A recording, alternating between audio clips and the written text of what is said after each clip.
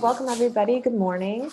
I'm Julia Basso. I'm the Director of Research and Content Development at Huddle Up Moms, and we're so excited to be hosting one of our first sessions at the Resource Summit today on lactation and everything about your lactation needs. So today we have Kendra Carroll of Cerulean Clinic and Dominique Gallo of the Gallo Birth Services and Erin Vandelin of La Leche League, who are all experts on lactation. So we're so excited to have you guys here. Thanks for joining us.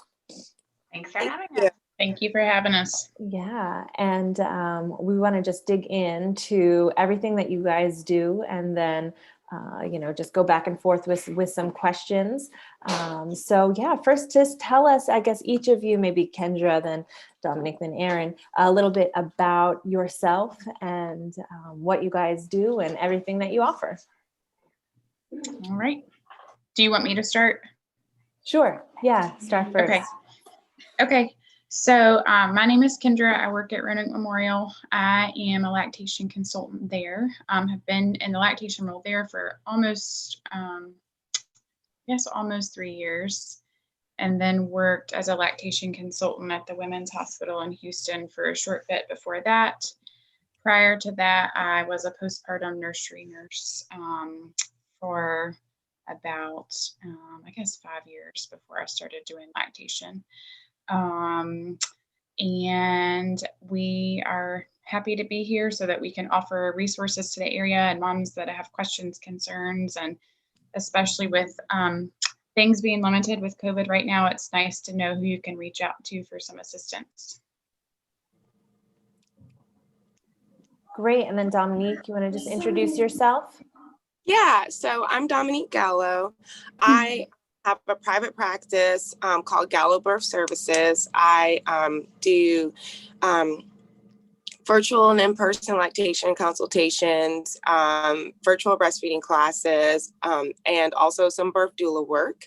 I am new to Roanoke. I just moved here about 5 years ago from Newport News, where I did the same thing there, but also worked for the Women, Infants, and Children program, or WIC.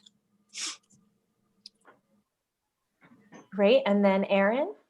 I'm Erin Vandelin, and I'm an IBCLC lactation consultant as well, but I'm here today to represent La Leche League, which is a peer-to-peer support group for families that are lactating. So whether that's pumping, breastfeeding, chest feeding, all the varieties that we can offer our babies milk, and that's what I do. So I've been working in perinatal health for about 15 years.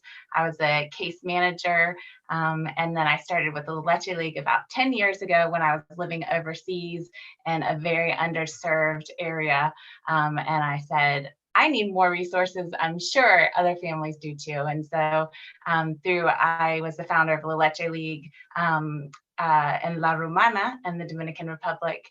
And then when I came back to the United States about 3 years ago, I joined up with La Leche League of Roanoke.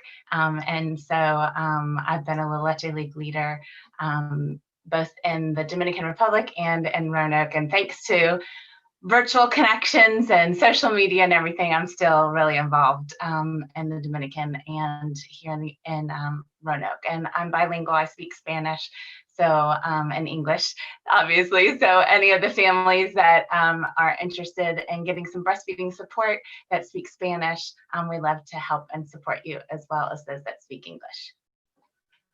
Awesome. Thank you guys for joining us and for bringing all your knowledge to the table. So and anybody that has a question, just, either offer it up or put it in the chat box. Either way will work. But just to get started, of course, breastfeeding spans a whole, right? You can be breastfeeding for years and years. I've been breastfeeding for, I guess, around 5 years now. So, which has been an awesome thing, and challenges all throughout the way. So, but let's start with talking about the beginning, right? The very first moments of breastfeeding. So what kind of services can a lactation specialist offer at those very first moments after birth, and then whether the baby's latching or not in that hospital stay? What kind of services can a lactation consultation offer then? I'll start. I think just ensuring a proper latch from the beginning. So as soon as we can get our hands on mom and baby and make sure that things look okay from the get-go. That just reinforcing that, they shouldn't be making buckets of milk from the get-go. A few drops of colostrum is normal and your baby's not starving. And we'll let you know if we're worried that your baby is not getting enough. I think a lot of times moms stress that baby's not getting enough and they're not going to know. So just simply kind of what behaviors to expect in that first 24 to 48 hour period. I think just to ease their mind from the beginning. And I'll just say too, in the hospitals, just to piggyback off of what Kendra said, it's a lot of education. A lot of times, especially now during COVID, since the hospitals aren't offering their in-person classes, a lot of parents aren't even getting that general basic breastfeeding education. So a lot of times I'm sitting bedside doing like an individual breastfeeding class to parents, just so that they'll understand the process or baby's behaviors, things like that. And sometimes they can get confusing information, especially if I was not able to see them like right at the start of the process. So then I have to kind of correct some information that was given that might not have been the best information for their situation. So in the hospital, expect a lot of, education, I guess, if you didn't do that pre-work of taking the breastfeeding class before you had the baby.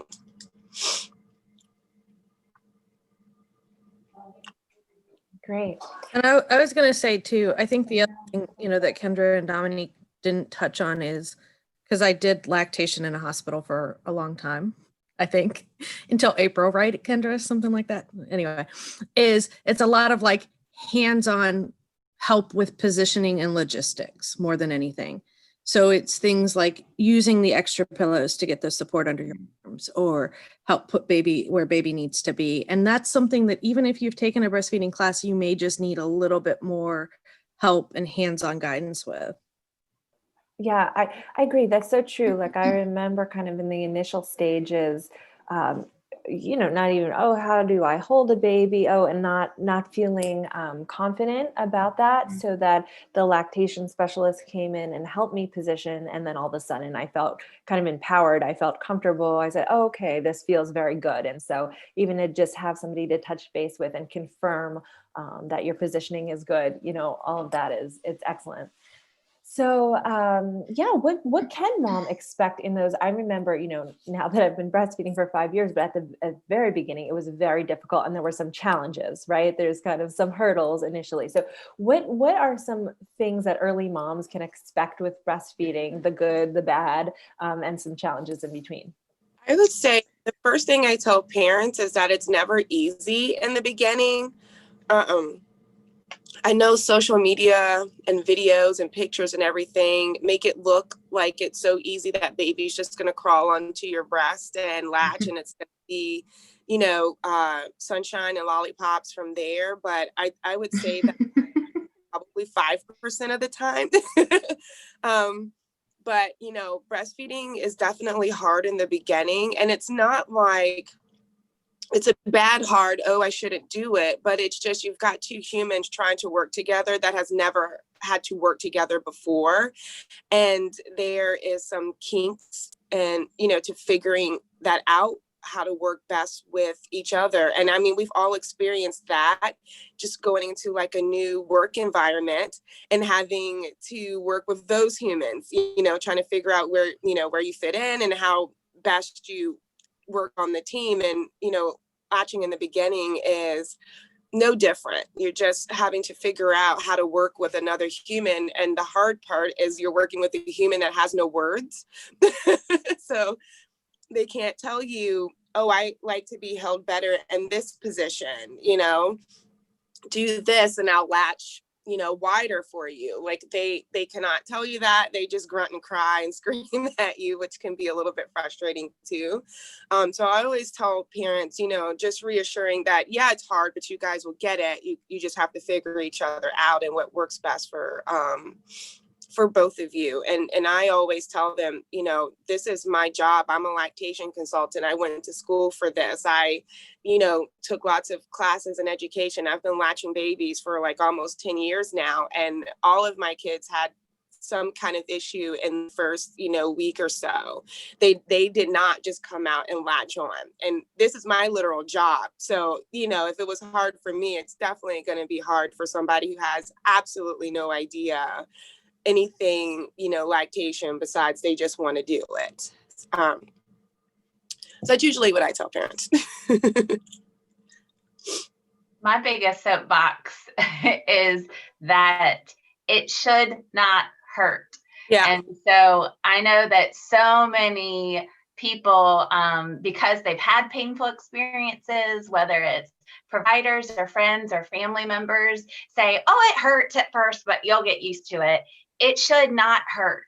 And when it is that kind of pain at the breast, you can create damage and problems that get worse over time. You don't want calloused nipples, like you don't. And so that's my biggest thing from, any point in the relationship, but particularly in the beginning, don't tough it out. Like you don't have to be tougher. You don't have to wait till it stops hurting. Like Dominique said, it's a relationship when you're both learning and you want to learn good, healthy habits that are good and productive for both mom and baby. And toughing it out is not necessary. Like if I could tell people enough, it makes me cry when I go visit with a mom and they are bleeding and they have a 2-week-old and they already have mastitis. And it's just like, it's awful because they have suffered way more than they needed to. Like, don't tough it out. Don't, please. We don't want you to. You don't need to. And we want to help you. The earlier the better, so that you don't have to go through that, because it is traumatic and it's difficult, and it's hard, and it's absolutely unnecessary. Well, that's really good advice. And it makes me because that was my situation when I first started with Juliet. And I was kind of, I was in New York City in my apartment by myself. I didn't necessarily have a consultation afterwards. So, and I'm sure a lot of women out there and probably watching this will experience that, right? And there was bleeding of the nipple and it was painful and I was crying and all this stuff, right? So, but if that does happen, what can you do? Are there creams? Are there supplements? Are there things that a woman can do to remedy that situation? I mean, preventative sounds best, right? Like that's what you guys are saying, but what happens? What do we do? That if it hurts, call for help. And just like you, like I hear that a lot where they'll try to, they've got family that says it's supposed to hurt, for like a week or so. And now they're trying to suffer through cracked and bleeding nipples. I try to tell them in the early stages, especially before they leave the hospital, is if it's not right, reach out for help. And if you can't get the help like bedside in the hospital, then start Googling for lactation consultants in your area and make an appointment, so that you don't have to go through that cracked and bleeding. Because honestly, once you're to that point, there's not a cream solution. Now we need antibiotics. We need antifungals. Now you have to pump to give the nipples a rest, or if it's not terribly, now we have to get like nipple shields and stuff involved to try to, heal that nipple quickly so that you guys can go back to breastfeeding. And then now, after we get the nipples healed, now we have to teach you how to latch the baby properly so we don't end up in this situation in another 2 weeks. So, just like Erin said, if it hurts, that should be your first clue to go get help, not to wait till it's like cracked and bleeding. Because by then there's going to be there's not an easy solution. There's going to be a whole bunch of stuff before we can get to the root of the problem, which is that latch, you know?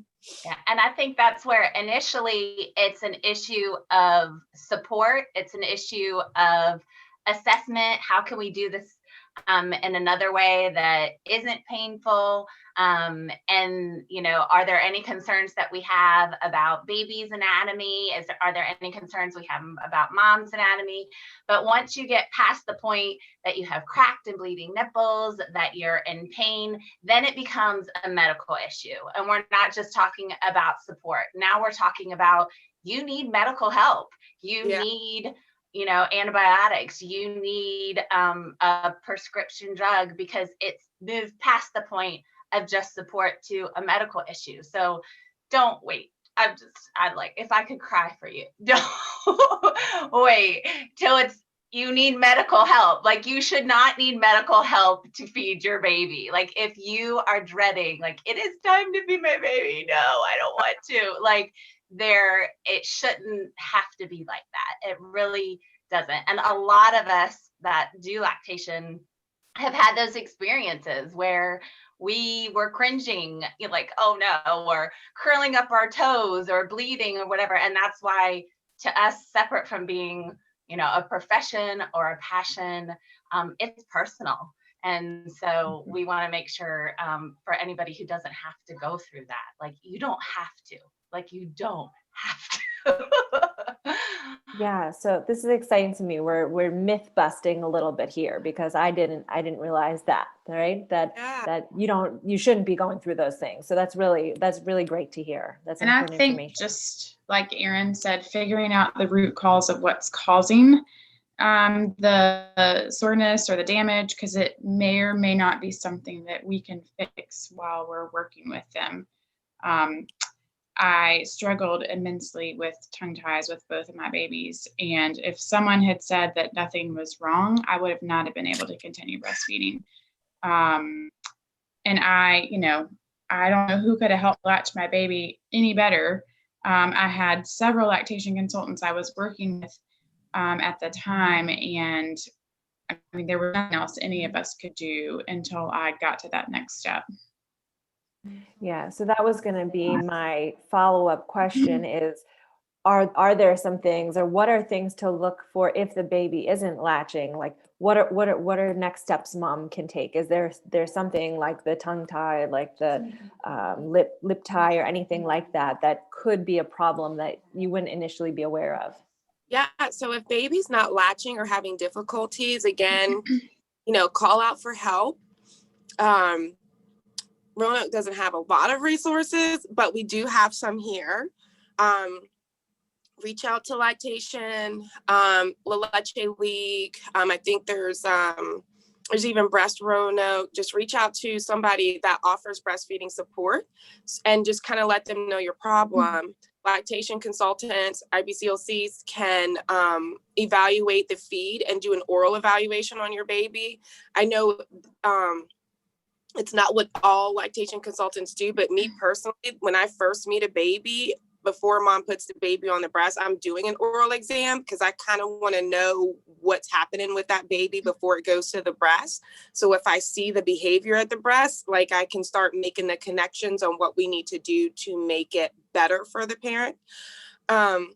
But lactation consultants can do that oral exam to see, hey, yeah, your baby is tongue tied, or your baby's jaw is a little weak, you know.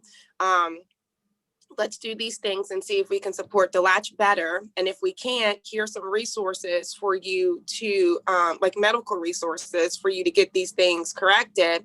And I'll work with you along the way to help get your baby latched better to the breast. And then also a feeding plan or a care plan to support the breast milk production while we're working with baby to get what they need done in order for baby to get to the breast. Yeah, so you mentioned about the production. So is there something, you know, I always see mother's milk tea and these things, and I'm like, oh, is that a real thing or not? Are there things that moms can be doing, vitamin supplements or these teas, or, you know, I know my cousin had made his wife a lactation cookie. I thought that was so sweet. So what are some things that moms can be doing to support that production? I always say just start with your basics. Make sure that you're getting enough fluids and calories a day, because that honestly is where a lot of it stems from. So your 500 extra calories a day, make sure you're taking enough fluids. It's hard to do all that when you have a tiny leach all day. But I always try to think of some easy grab and go snacks. Do they get a giant water pitcher from the hospital? I tell them to take and fill it up, several times a day. But I think starting with that alone, I typically find that once I talk to a mom, if they've noticed a drop in supply, they'll say, I haven't really been eating the last couple of days, or I haven't drank as much water before we start with supplements, and, lactation cookies and bars and that sort of thing. And just continuing to take the prenatal vitamin for as long as they're providing breast milk. There are little things like there's some support to some of the things that are galactagogues, that are things that help increase milk supply, whether they're herbal, which lots of the teas or the supplements have those kind of things, or there's some of the traditional things like oatmeal. In the Dominican culture, everybody eats a sardine soup. It's like your postpartum thing. You have to have sardine soup. But there are different things that different cultures do and different ideas. And there's some science behind that. But the biggest, most basic part is if you want more milk, you have to increase your production. And you increase your production by increasing your demand.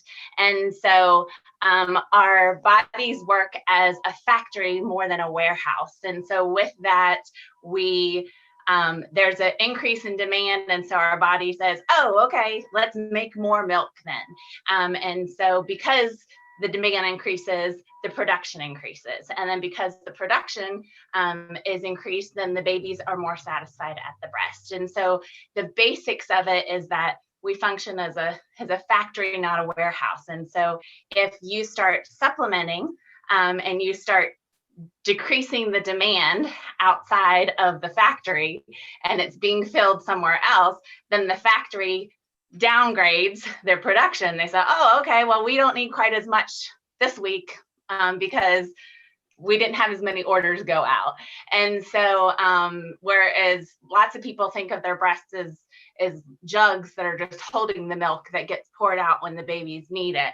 But that's not how our bodies work. And so really just increasing that that demand is the best way.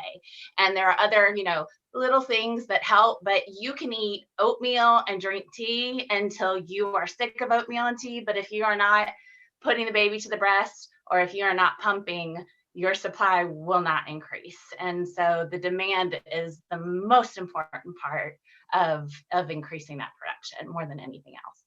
And one note on galactagogues too, I am not one that willy-nilly encourages them because I like people to get down to basics first before we start throwing in other stuff.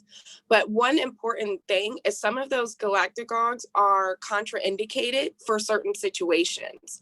And it makes me a little anxious when I'm online and I see people, like when mom says, they're not producing enough, and then they just start throwing out all these galactagogues without finding out mom's medical history.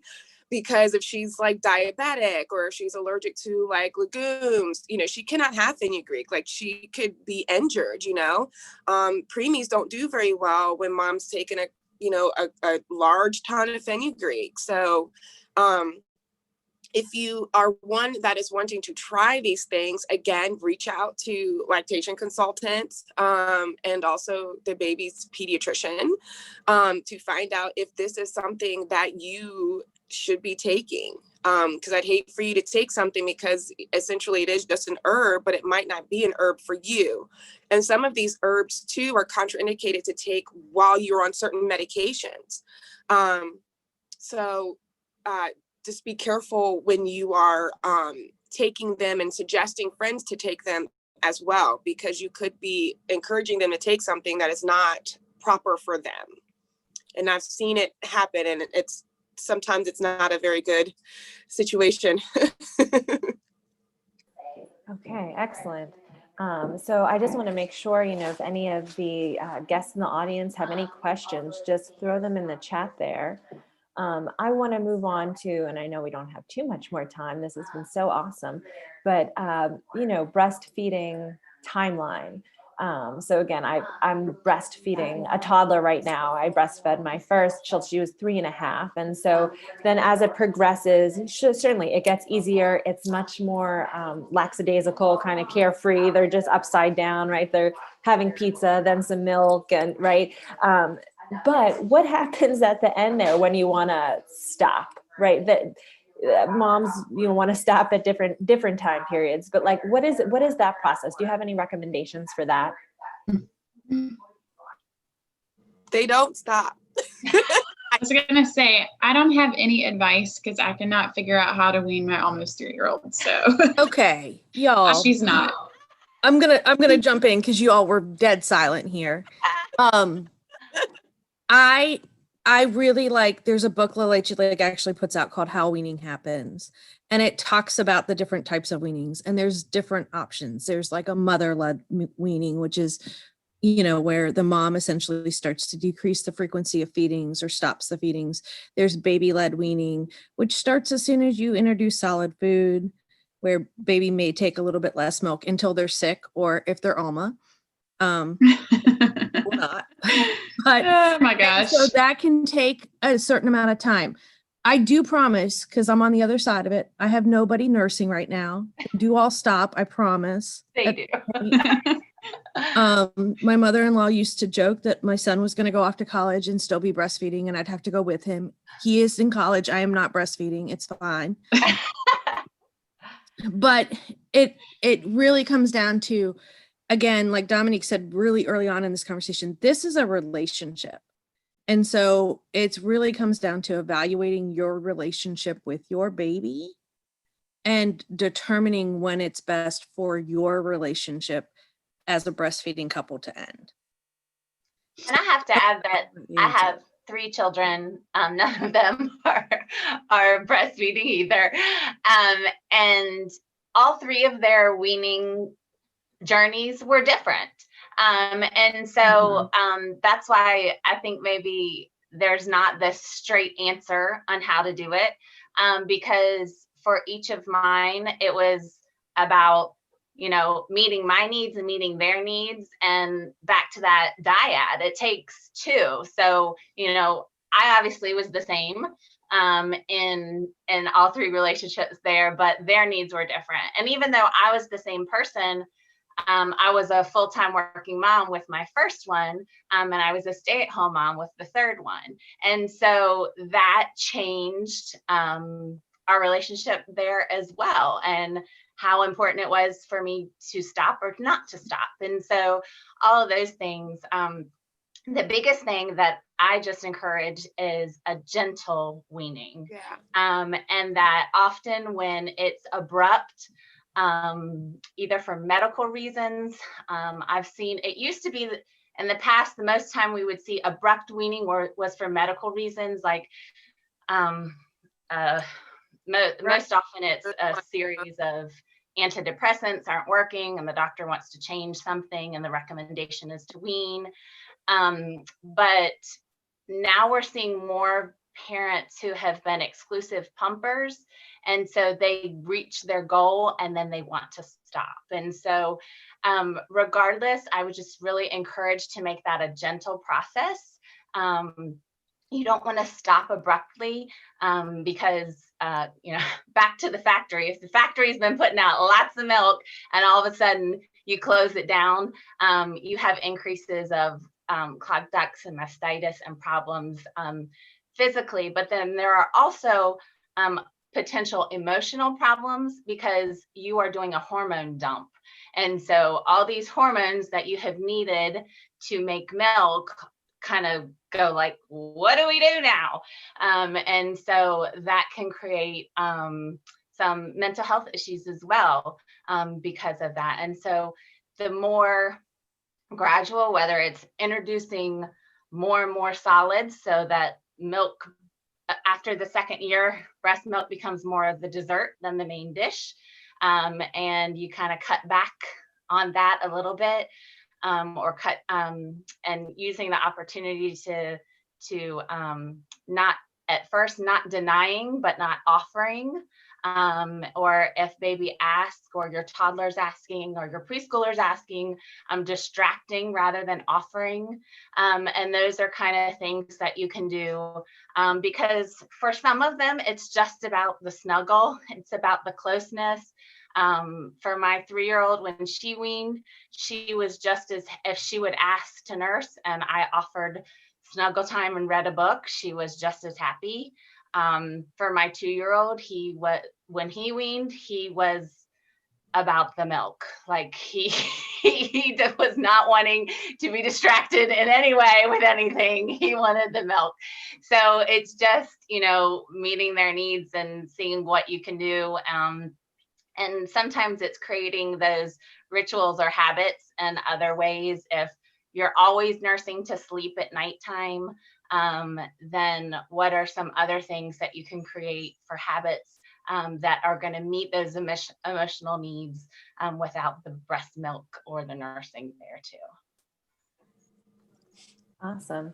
So before we end, is there any information or knowledge you want to pass on that you think is important for people to know about lactation or breastfeeding in general that we missed, that we didn't touch on? I mean, we touched on it, but it doesn't hurt to harp on it. It's not supposed to hurt. Period. If it hurts, ask for help. Just like you do with any other process in your body. If you break your arm, you go to the doctor. If your nipple hurts because it's in a baby's mouth, you go to the lactation consultant. You don't have to be a martyr. You don't have to sacrifice your nipples to get the baby fed. Call for help. Like I said, there's not a ton of resources, but there are resources here, and we are all here willing to help. And if we can't, we kind of know each other a little bit. So we will send you to some place where you can get that assistance if you're wanting it. So again, I'm sure somebody else will have something else, but I'm with Erin. Like, that's one of my big thing too, is it's not supposed to hurt. I don't care how you hold your baby, how you position your baby, just make sure it doesn't hurt.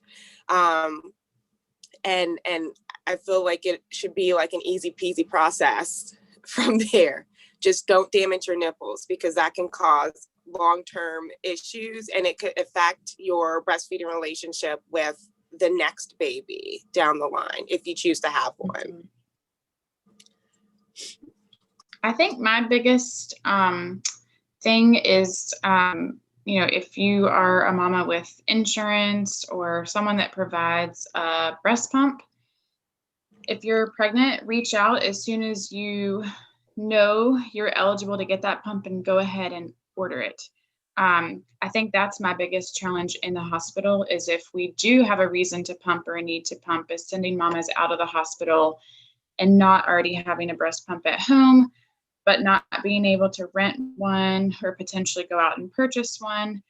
So that would probably be, as far as just preparing for baby, would be my biggest thing, is making sure if you can get a breast pump for free, get your free breast pump and bring it with you. We'll show you how to use it. I can walk you through pumping when you go back to work. If we do have an issue with latch and damaged nipples, we can certainly walk you through, like Dominique said earlier, if worst case scenario, we need to pump and rest and heal. But it's always nice to have those options. And I think it gives moms some comfort knowing they have options.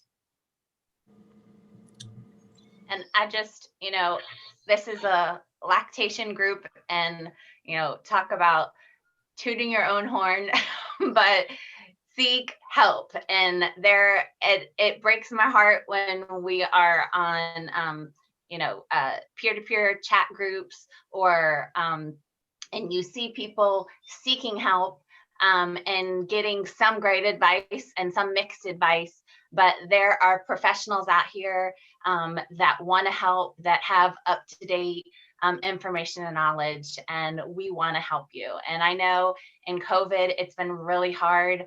A lot of lactation consultants have seen less And we know that it's not because there are fewer moms with fewer questions or fewer parents that are struggling.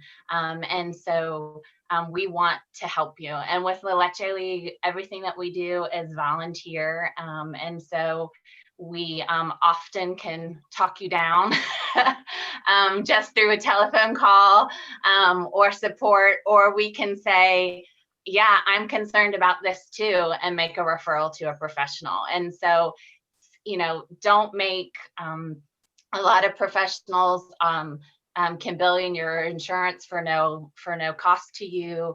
And like there are, peer groups that are free. WIC is free.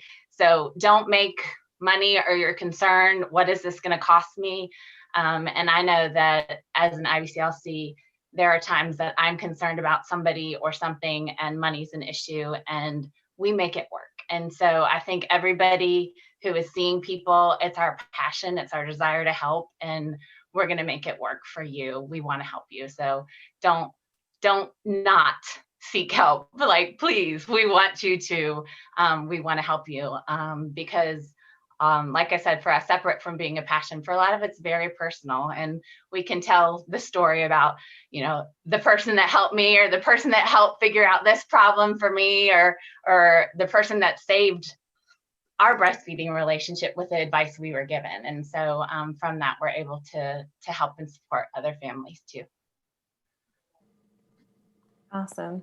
Thank you so much. So this is awesome, great information. And yeah, we just thank you again, and hope to touch base with you in the future. And this program will be available online. So anybody interested in these lactation opportunities can get in touch with you and hopefully have their lactation needs met.